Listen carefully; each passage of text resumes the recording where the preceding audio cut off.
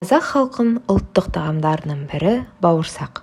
Оны дайындау үшін бізге 5-6 стақан бидай ұны, 1 ас қасық ашытқы, 2 ас қасық қант, 1 шай қасық тұз, шамамен 1 стақан сұйық май, 1 стақан жылы су немесе сүт, 2 жұмыртқа керек. Ең алдымен жылы су немесе сүтке ашытқы мен қантты салып, жылы жерге қоямыз. Ашытқы көпіршіктеніп ашыған кезде оған тұз, май, жұмыртқа мөлшерлеп ұнды салып, өте жұмсақ етіп, иін қандыра илейміз. Жұмсақ иленген бауырсақ жақсы қабарып, жұмсақ болып піседі. Иленген қамырдың бетін жауып, жылы жерге қоямыз. Шамамен жарты не 1 сағатқа. Ашыған қамырды есіп, жұқалап жаямыз да 1 келкі етіп кесеміз. Өздеріңіздің қалауларыңызша 4 бұрышты қылып немесе домалақтап.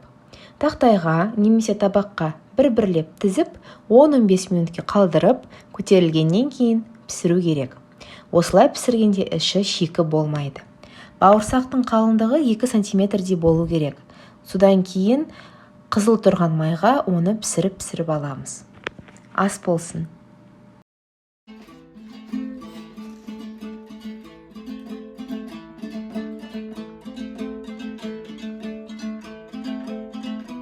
Құрметті қазақ елі, баршаңызды алдағы келе жатқан әз-наурыз мерекесіменен шын жүректен құттықтаймыз.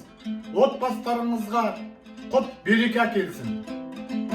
Саржез құмғанай, отта тұрғанай, айналайын көзімнен ашыр жұмғанай, бекзаттарым-ай, жер жаттарым-ай, кітапханаға қонақ боп кеп жатқаным-ай. Қазақ халқы қашанда берекелі дастархан жайды. Ал осы дастарханның көркін келтіретін бұл ас атасынан бауырсақ. Станционный кітапхана филиалынан челленджді қабылдап, ары қарай Дорожный кітапхана филиалына жолдаймыз.